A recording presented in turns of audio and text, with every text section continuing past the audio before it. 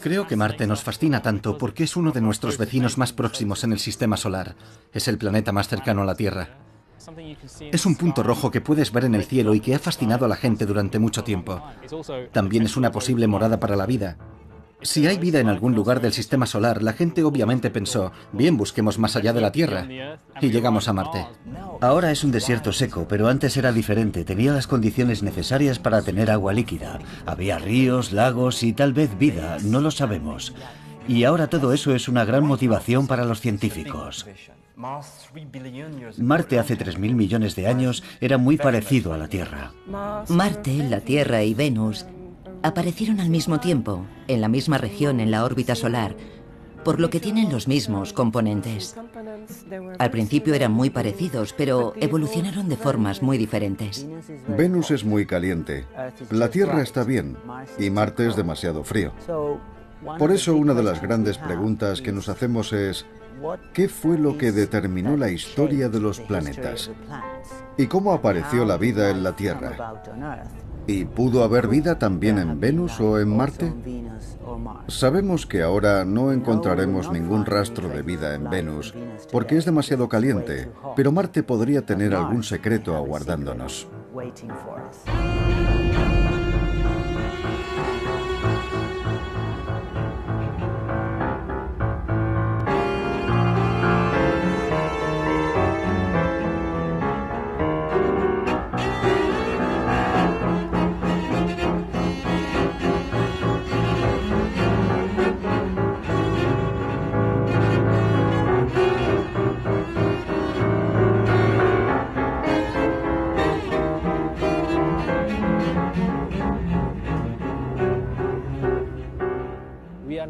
Ahora nos encontramos en una posición en la que podemos estudiar Marte. Después de algunas misiones y más de una década explorando Marte y reuniendo datos, empezamos a comprender algunos de los procesos y del comportamiento de Marte, pero también sabemos que hay cosas que se nos escapan. Ahora empezamos a ver que la troposfera afecta a la alta atmósfera, que el ciclo del agua sigue algunas pautas estacionales relacionadas con los casquetes polares, y que cuando hay tormentas de polvo, existe una relación entre el ciclo del agua y la abundancia de polvo en la atmósfera.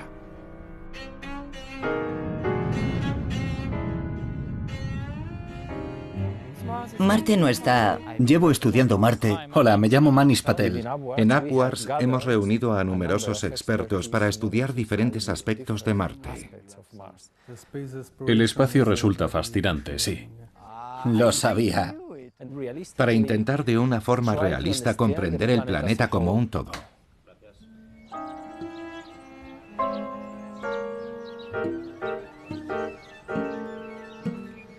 APWARS es un proyecto internacional financiado por la Comisión Europea y diseñado para aprovechar las observaciones disponibles de misiones previas en Marte, incluida la misión de la Agencia Espacial Europea Mars Express, para intentar conseguir el conocimiento más avanzado sobre Marte en este momento y como preparación para la siguiente misión a Marte, ExoMars.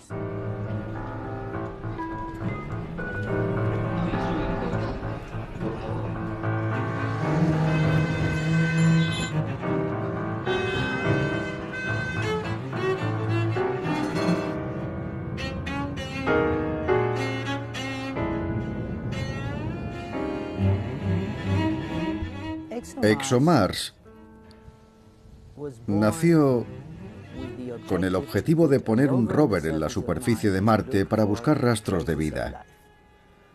Cuando empezamos en 2001, nos fijamos en cómo otras misiones, especialmente las de la NASA, habían buscado vida en Marte y nos planteamos, bien, no encontraron nada, pero ¿por qué?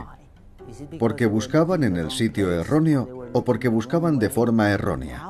¿Cómo podíamos hacer las cosas para intentar mejorar nuestras posibilidades de encontrar rastros de vida? ExoMars es un programa dirigido por la Agencia Espacial Europea en colaboración con la Agencia Espacial Rusa. De momento tiene dos proyectos principales.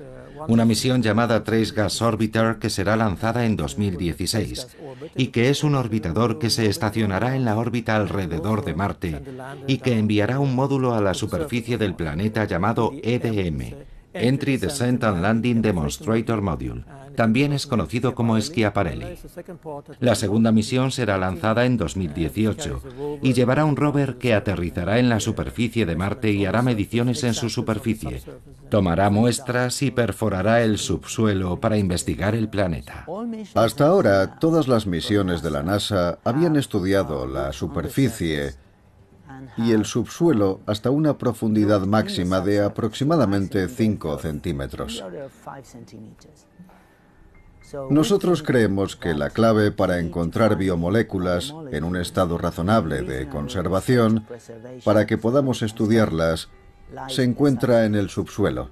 Por esa razón, desde su comienzo, ExoMars se planeó para que pudiera alcanzar los 2 metros de profundidad en el subsuelo y recoger muestras. La perforadora es muy interesante porque es como una pequeña plataforma petrolífera. Para alcanzar los 2 metros de profundidad tiene que unir 4 piezas de aproximadamente 60 centímetros de longitud. Una vez que esas 4 piezas están montadas, la perforadora puede alcanzar su máxima longitud, pero requiere muchos esfuerzos y mucha energía. Se necesitan 5 días para llegar a los 2 metros de profundidad.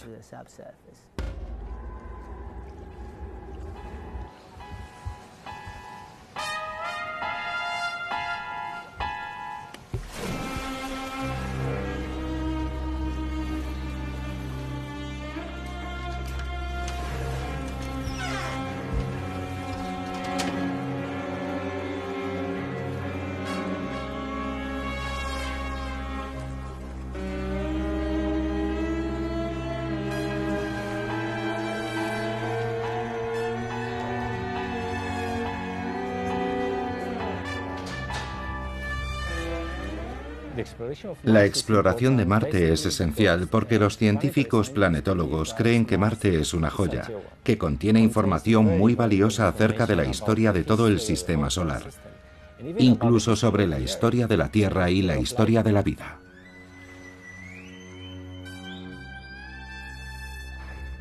Queremos saber por qué hay vida en la Tierra.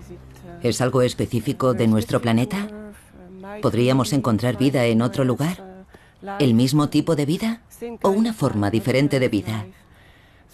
Primero tenemos que mirar a nuestro alrededor y, naturalmente, el sistema solar es el primer paso.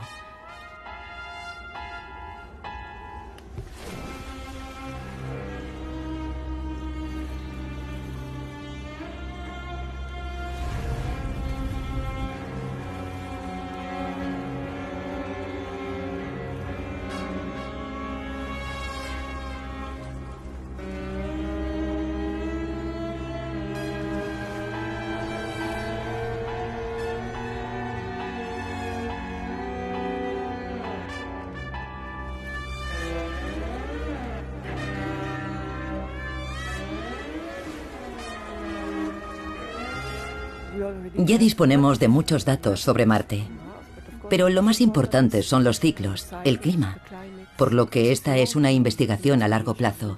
No podemos comprender el clima de los planetas yendo solo un año allí y regresando.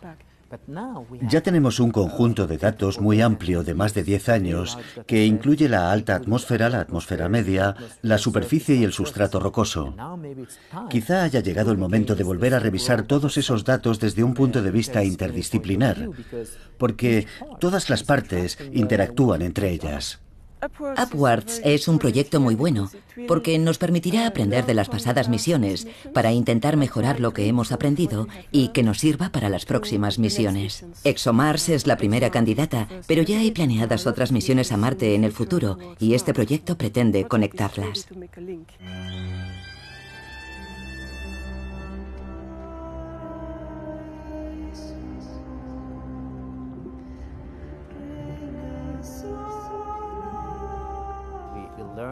Gracias a Mars Express conocemos más detalles acerca del ozono, de la atmósfera alta, de las nubes de hielo de CO2, del vapor de agua en la atmósfera. Hemos aprendido muchas cosas nuevas sobre la mineralogía de la superficie, sobre su geología y también sobre el agua subterránea en Marte. Lo que intentamos hacer en cada misión es intentar llenar las lagunas de nuestro conocimiento. Y cuando descubramos cosas nuevas, tendremos un rover, un vehículo de entrada que tomará datos in situ, por lo que tendremos nuevos conjuntos de datos, nueva información que serán usados para regresar y volver a estudiar y analizar los datos de la misión Mars Express, de forma que podamos saber más y con más detalle de Marte. ¿Qué es NOMAD? NOMAD es un espectrómetro que analiza la luz a través de 3 canales. 3 pequeños instrumentos en el interior de la misma caja. 2 de ellos trabajan en la región infrarroja y 1 en la región ultravioleta. Nosotros esperamos poder mejorar la medición del metano utilizando el canal infrarrojo. Por tanto, tenemos un canal que mirará directamente al Sol durante la ocultación solar, de forma que observará el Sol conforme éste se eleve o descienda en la atmósfera. Y ese es un método que proporciona un alto nivel de señal de radiación, así que estaremos seguros de lo que estamos midiendo. ¿Por qué es tan importante el metano? Esa es una buena pregunta, y también una pregunta muy complicada. El metano es tan importante en Marte porque no debería estar allí. En los planetas interiores del sistema solar, el metano debería haber desaparecido hace mucho tiempo. El metano que estaba allí cuando el planeta se formó debería haber desaparecido hace muchos años. Así que el hecho de que lo veamos significa que está pasando algo extraño, que tiene que producirse en algún lugar para que aún esté ahí. Y eso es lo que llama la atención. Obviamente está conectado con la vida. Mientras que en la Tierra, la mayor parte del metano que tenemos en la atmósfera terrestre procede de los organismos vivos. Por eso existe una inclinación natural al tal vez aún haya vida. Y esa es una gran pregunta que no voy a comentar. Pero es una posibilidad que se plantea en la mente de muchas personas, y es la razón por la que es un gas tan controvertido de observar.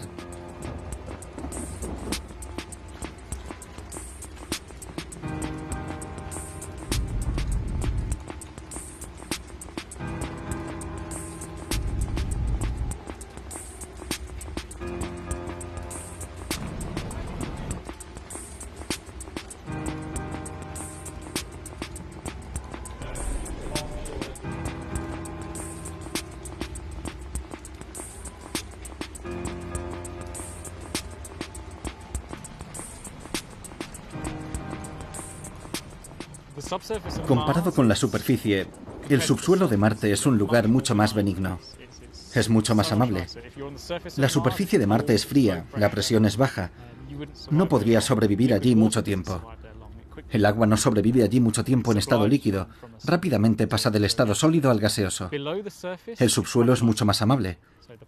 La presión es mayor cuanto más profundo estás, y la temperatura aumenta con la profundidad.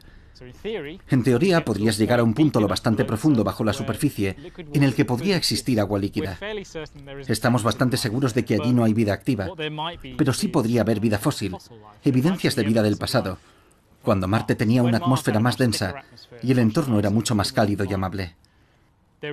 Cabe la posibilidad de que entonces existieran microorganismos y que ahora estén fosilizados bajo la superficie, en el subsuelo, en las rocas. Algunas rocas extraídas de las profundidades de la Tierra contienen microorganismos, son extremófilos, que sobreviven a presiones y temperaturas enormes, en entornos en los que la mayoría de los organismos no podrían sobrevivir. Existe la posibilidad de que esos organismos pudieran haber existido en Marte. No estoy diciendo que existan ni que vayamos a encontrarlos, pero existe esa posibilidad, y eso es lo que nos impulsa a comprender Marte con más detalle. Es un rompecabezas muy complicado, y Upwards proporcionará algunos elementos para entenderlo. También nos permitirá prepararnos para coger los datos que recibiremos de ExoMars e introducirlos en nuestros modelos para poder comprender otras situaciones en Marte. El trabajo que haremos es muy importante. Se denomina asimilación de datos y consiste en registrar todas las observaciones y buscar una forma de introducir esos datos en nuestro modelo para comprender mejor el sistema de Marte. Es mejor que tener solo una teoría o solo una observación. Combinamos las observaciones por un lado y el modelo por el otro para obtener un sistema consistente entre los dos.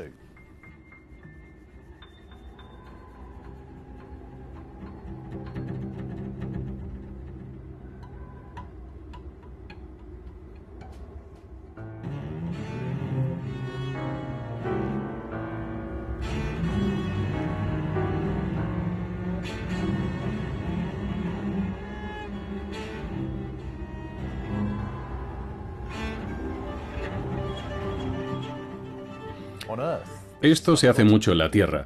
Es un sistema que se desarrolló para pronosticar el tiempo en la Tierra. El problema es que necesitas saber qué va a hacer la atmósfera ahora, antes de que puedas pronosticar qué es lo que va a hacer en el futuro. Necesitas observaciones. Alguien puede estar midiendo la presión en la superficie aquí y que otra persona haya enviado un globo a 100 millas de distancia. Y es complicado ver cómo puedes combinar todo eso. Encontrar un modelo que encaje de forma aceptable todas esas piezas, esos datos.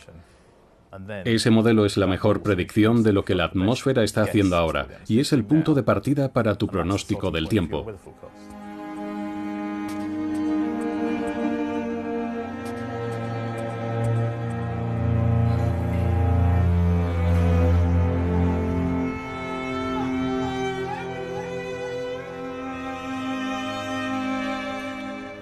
En el caso de Marte podemos predecir muy bien el tiempo. Hay sistemas de altas y bajas presiones que son más fáciles de predecir que los de la Tierra. Hemos hecho predicciones que han funcionado incluso para 30 días, mientras que en la Tierra 5 días ya está muy bien.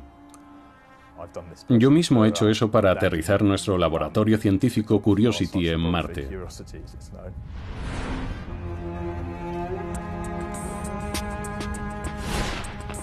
Tuvimos que observar el clima todos los días durante mucho tiempo antes del aterrizaje, para ver si había señales de nubes de polvo o de cambios atmosféricos, o si existía algún peligro para aterrizar la nave espacial.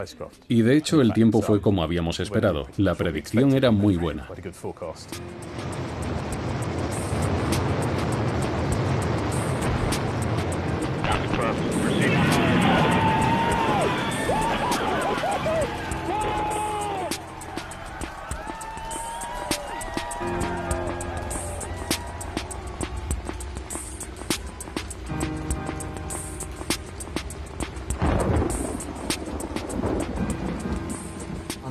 La predicción del clima en la Tierra resulta mucho más compleja debido a los océanos, las nubes, la lluvia. Eso es lo que realmente lo complica. Marte es mucho más seco, pero la complejidad de su sistema climático se debe a otros procesos, no tan frecuentes en la Tierra, como los ciclos del polvo, las tormentas de polvo, que controlan la opacidad y el calentamiento de la superficie y de la atmósfera. También hay un ciclo del agua, con nubes de hielo. Su impacto en el clima es muy pequeño, pero es un poco lo mismo. Y también hay algo que es muy extraño en la Tierra, lo que llamamos el ciclo del CO2. El CO2 atmosférico puede condensarse formando nubes, pero también bajo la superficie, formando casquetes polares que hacen que el sistema climático y las presiones varíen mucho con las estaciones. En resumen, existe un sistema climático, un clima y una meteorología igual que en la Tierra.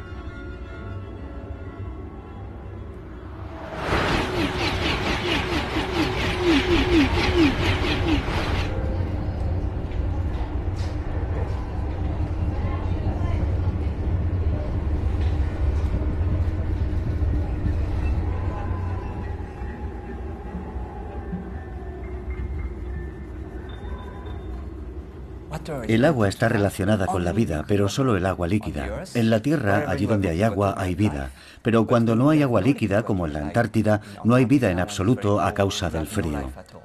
Se necesita agua, pero sobre todo agua líquida. Y ahora mismo en la superficie de Marte no puede haber agua en estado líquido. Y la forma en la que desapareció, yo creo que sigue siendo un tema de especulación.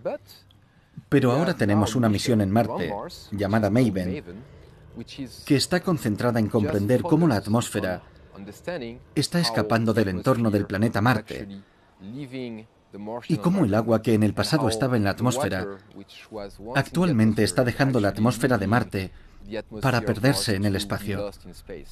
Creemos que la mayor parte del agua y de la atmósfera se han perdido en el espacio. Sin embargo, teóricamente, imaginamos que podría haber agua en estado líquido en el interior del planeta a pocos kilómetros de la superficie, porque el subsuelo está más caliente. El interior de un planeta como Marte o la Tierra siempre es más caliente, así que es posible imaginar que el hielo en la parte inferior del subsuelo se está derritiendo.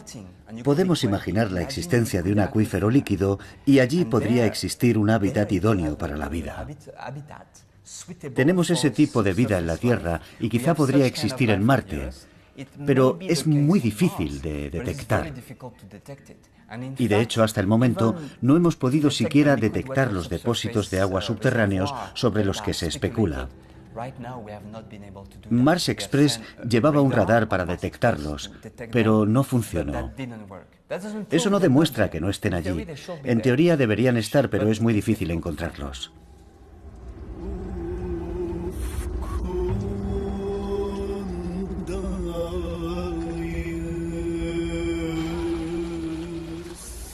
El agua de Marte tiende a seguir un ciclo desde los depósitos glaciales a la atmósfera, donde hay vapor de agua que es arrastrado por la atmósfera y forma nubes, nieve y escarcha en la superficie en algunas estaciones.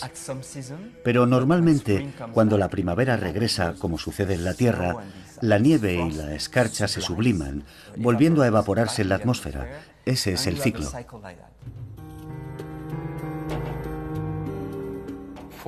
Durante décadas, los científicos creyeron que las nubes no desempeñaban ningún papel en el ciclo del agua.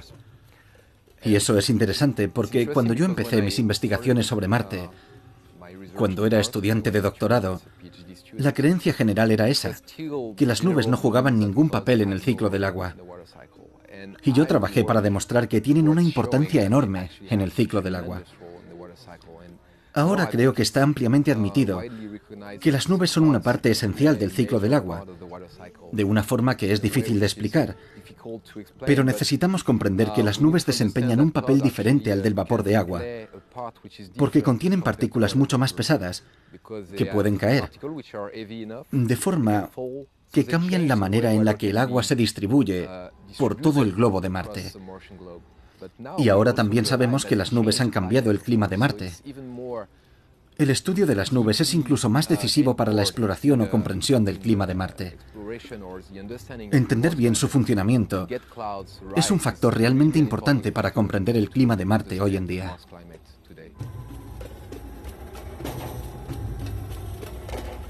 Existen dos grandes clases de nubes. La primera clase son las nubes de hielo de agua, como en la Tierra. No son como las grandes nubes que nos traen la lluvia hoy, sino más bien nubes muy finas, similares a las que vemos en la alta atmósfera. Pero hay otro tipo de nubes completamente diferente. Son nubes formadas por hielo de CO2, hielo seco, y eso no existe en la Tierra. En Marte sí, porque su atmósfera está compuesta fundamentalmente por dióxido de carbono, y en la alta atmósfera, cuando hace mucho frío, el CO2 se condensa formando esas nubes tan exóticas. Y digo exóticas porque, para la vista, parecen nubes de hielo de agua, pero en realidad se comportan de una forma completamente diferente. Los procesos que las forman son diferentes, y eso es algo en lo que también planeamos trabajar.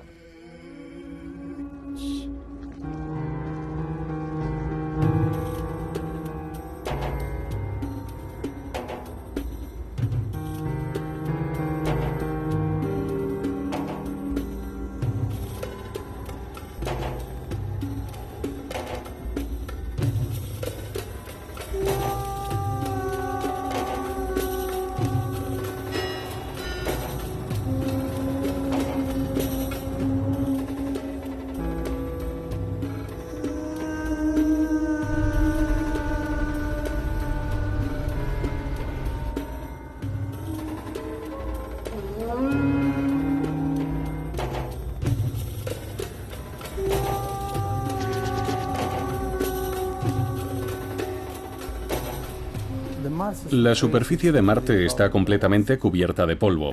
Los vientos levantan ese polvo desde la superficie hasta la atmósfera.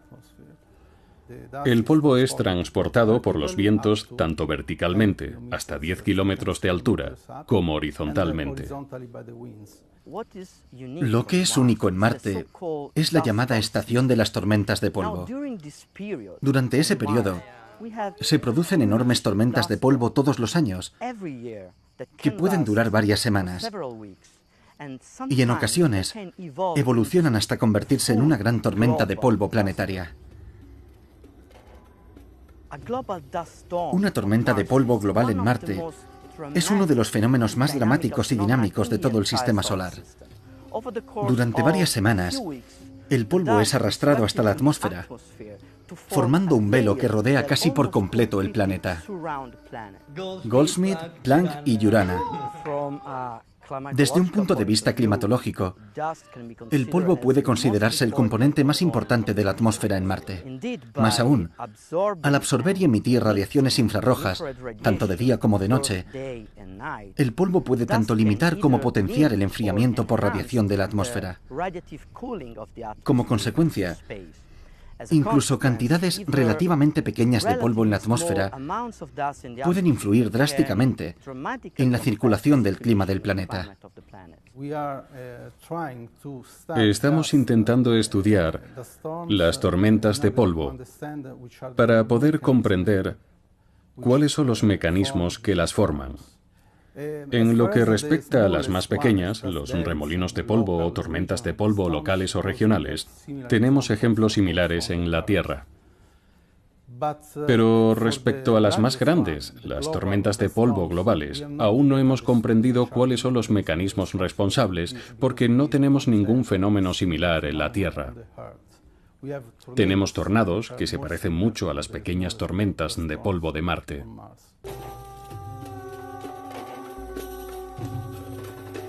Los gases traza son componentes atmosféricos que están presentes en pequeñas concentraciones y que representan menos del 1% del volumen de la atmósfera. Incluso aunque sean relativamente poco abundantes en la atmósfera, en realidad juegan un papel muy importante, porque pueden indicar procesos biológicos, geológicos y dinámicos, tanto presentes como pasados. PFS y Omega son dos instrumentos de Mars Express. Son complementarios. Ambos son capaces de absorber la radiación reflejada por el planeta que atraviesa la atmósfera. La luz, al atravesar la atmósfera, puede ser absorbida o dispersada por moléculas, gases, y por partículas de polvo o de hielo de agua que forman las nubes. Estos instrumentos, PFS y Omega, han demostrado que es posible usar la información procedente de la luz en los instrumentos para recuperar el contenido de agua, la composición del agua, el metano y otras especies menores, el polvo y las propiedades del hielo de agua. Y entre los muchos y valiosos resultados obtenidos con PFS y Omega, podemos recordar la primera detección de metano. Desde su descubrimiento, el origen del metano en Marte es un auténtico reto para los planetólogos. Nuevas observaciones, como por ejemplo la medición de otros gases traza en la atmósfera de Marte, nos permitirán distinguir entre el origen biológico o geológico del metano en Marte.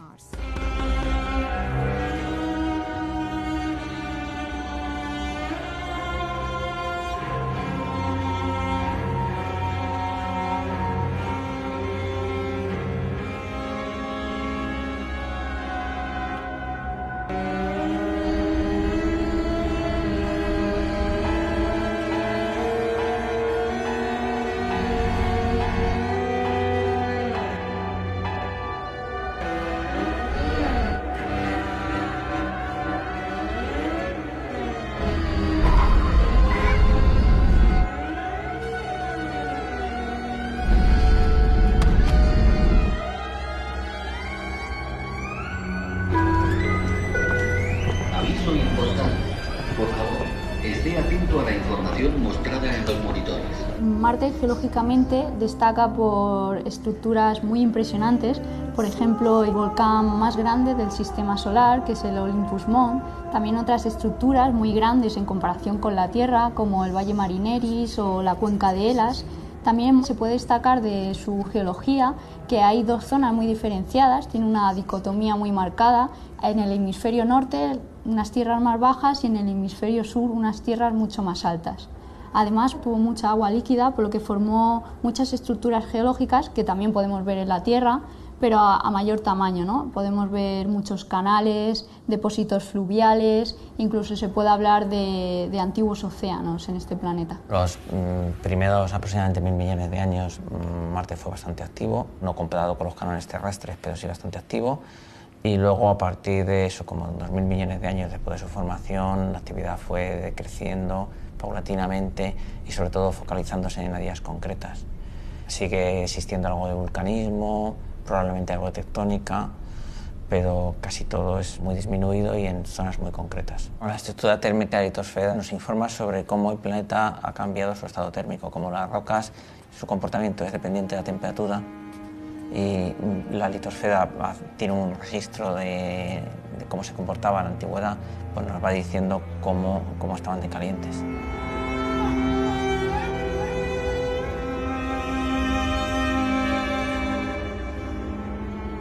Lo que estamos trabajando ahora mismo es en generar mapas de flujo térmico. Estos mapas los generamos a través de datos del espesor de la litosfera y de la producción de calor radiactivo, de los elementos radiactivos que tenemos en Marte. Todos estos datos nos sirven para eso, para crear mapas de flujo térmico que nos irán indicando pues cuál es el flujo térmico del planeta, podremos ver la evolución térmica del planeta y también contrastaremos las variaciones regionales de este flujo térmico pues por todo Marte.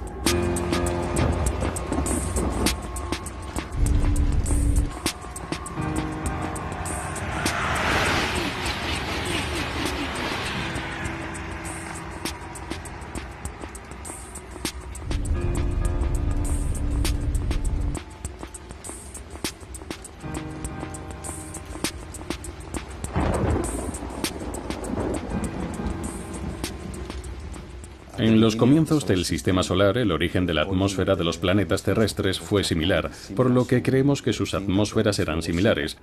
Ahora son muy diferentes, así que la atmósfera tiene que haber evolucionado. Creemos que en cierto momento de la historia de Marte tuvo lugar un cambio drástico, un cambio radical. Quizás el interior de Marte se enfrió mucho y la liberación de gases a la atmósfera se interrumpió drásticamente. Y quizás los océanos se congelaron o se evaporaron. Y al no existir ningún tipo de retroalimentación real entre la superficie y la atmósfera, finalmente la atmósfera desapareció. El escape atmosférico al espacio también pudo jugar un papel muy importante.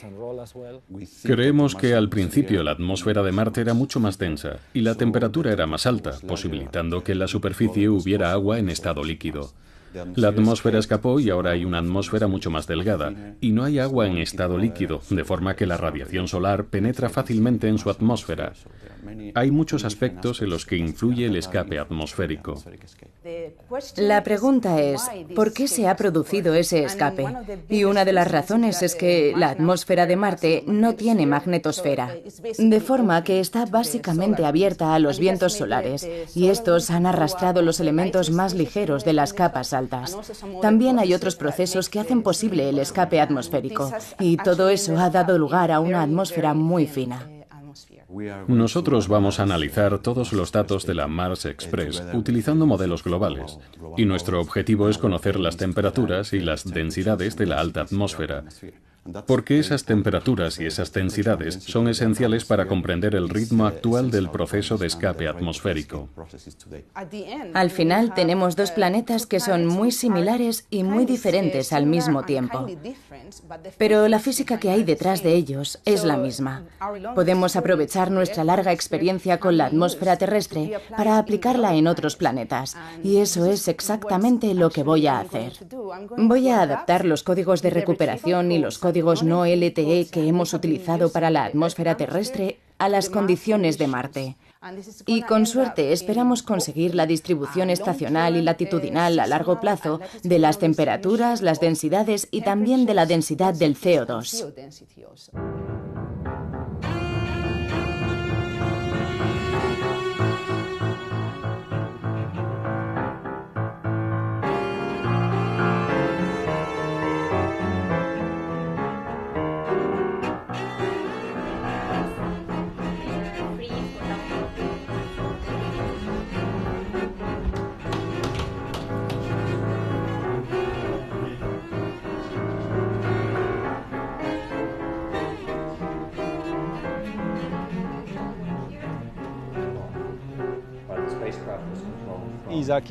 Es como la biblioteca digital del universo, el lugar en el que guardamos los archivos científicos de todas las misiones espaciales de la Agencia Espacial Europea.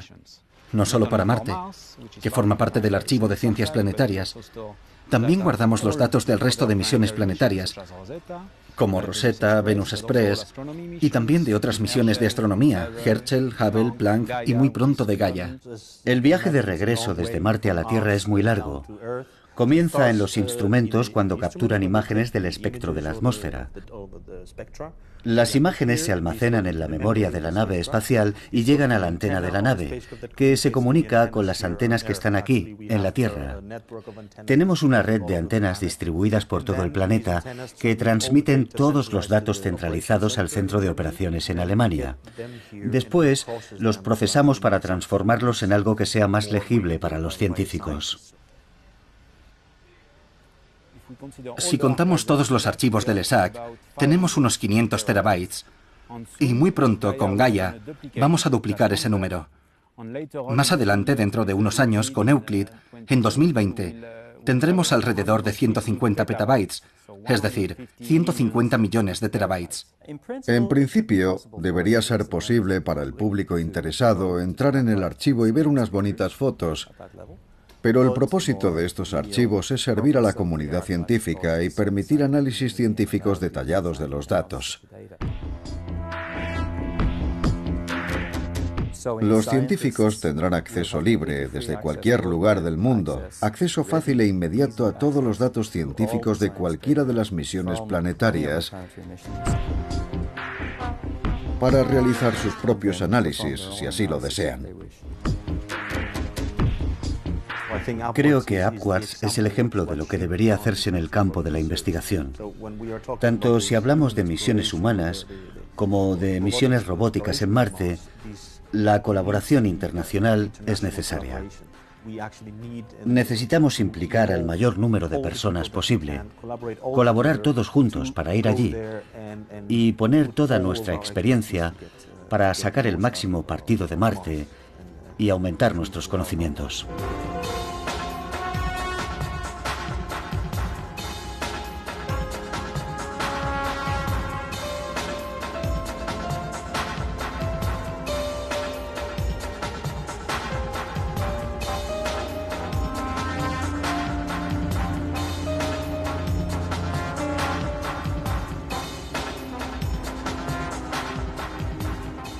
Soy lo bastante mayor como para haber empezado a leer acerca de Marte antes de que tuviéramos algún tipo de información de misiones espaciales.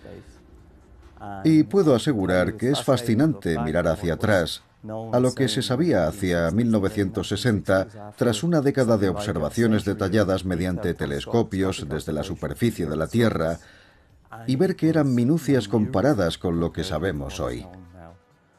El alcance de la investigación que podemos realizar, el conocimiento que podemos obtener mediante la exploración espacial, es simplemente incomparable con el que se puede obtener observando desde la superficie de la Tierra. Mars Express fue la primera misión europea a Marte. Fue lanzada el 2 de junio de 2003. Yo llevo trabajando 15 años en esta misión. Eso da una idea del tiempo que puede durar una misión en el espacio. Lleva 7 instrumentos científicos y también un módulo de descenso. Y todo ha funcionado bien en la misión Mars Express, hasta el momento.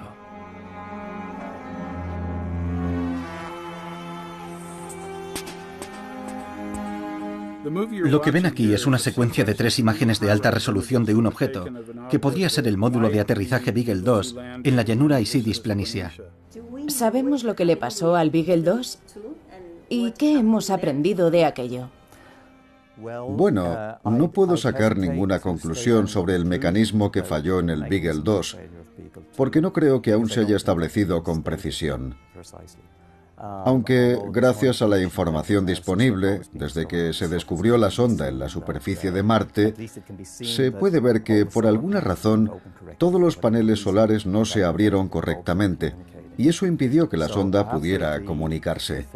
Tras el fracaso de la sonda, se llevó a cabo una investigación sobre el posible fallo, de la que se extrajeron 19 o 20 recomendaciones que ahora se están consultando, por ejemplo, para la misión ExoMars y para otras misiones planetarias, para que podamos aprender de las lecciones del pasado y no repitamos los mismos errores.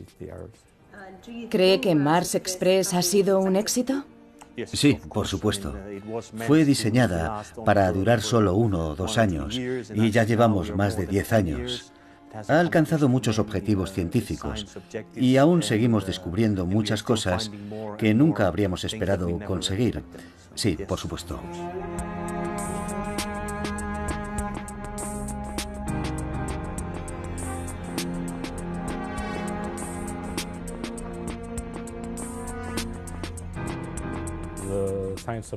Las operaciones científicas de Venus Express funcionan de una forma muy similar a las de Mars Express. Por supuesto, las 2 misiones tienen órbitas e instrumentos diferentes, pero esencialmente los sistemas que dirigen las operaciones científicas desde aquí son muy similares. Ese es un ejemplo. Y el otro ejemplo es que hemos empleado con gran éxito el aerofrenado en la Venus Express el año pasado, y volveremos a hacerlo con la misión ExoMars dentro de unos años, con el Trace Gas Orbiter. Así que aprenderemos del aerofrenado usado en la misión Venus Express. Por supuesto, las atmósferas de los planetas son diferentes, sus órbitas son diferentes, pero estoy seguro de que hemos aprendido mucho de Venus Express y que podemos aplicarlo para usar el aerofrenado en Marte por primera vez en la Agencia Espacial Europea. Yo diría que el principal reto técnico de ExoMars es el que plantean los módulos de aterrizaje. Por supuesto, en la misión de 2016 teníamos el módulo EDM, que nos sirvió para aprender y evaluar algunas técnicas para hacer aterrizar el rover de la misión de 2018, que tiene que ser depositado con seguridad en la superficie, para trabajar allí con un poco de suerte durante 1 año o más. ExoMars seguirá estudiando la atmósfera como ha hecho Mars Express durante los últimos 10 años, de forma que mejorará la información sobre la resolución del espectro y, fundamentalmente, sobre la composición química de la atmósfera, pero también la resolución en la superficie, por lo que entenderemos mucho mejor las fuentes potenciales de metano y otras características geológicas. Y lo mejor será que las 2 misiones estarán operativas al mismo tiempo, al menos durante un periodo, de forma que podrán complementarse muy bien.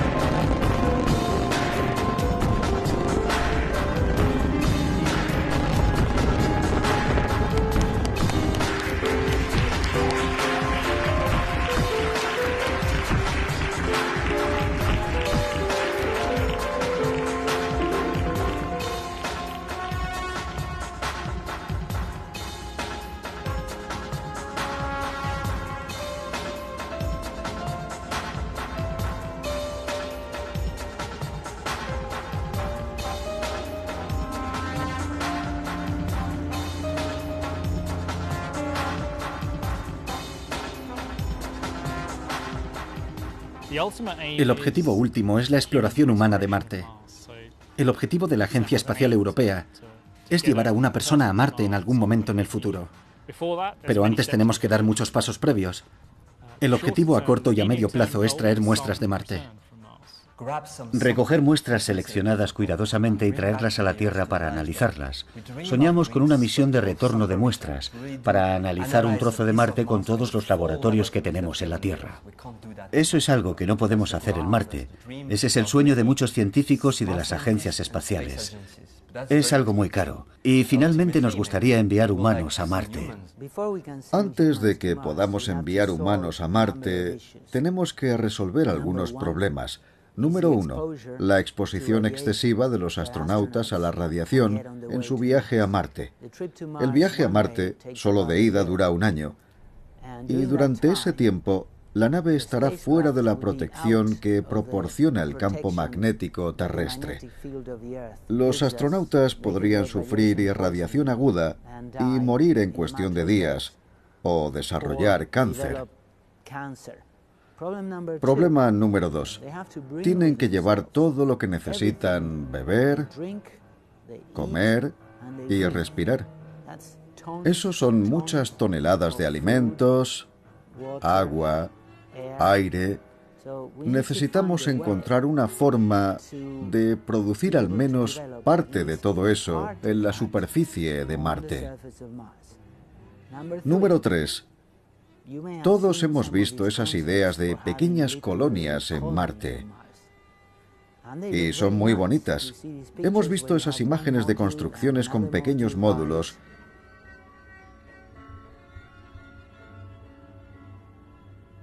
Pero de momento no podemos hacerlo. Europa siempre ha apoyado las misiones a Marte.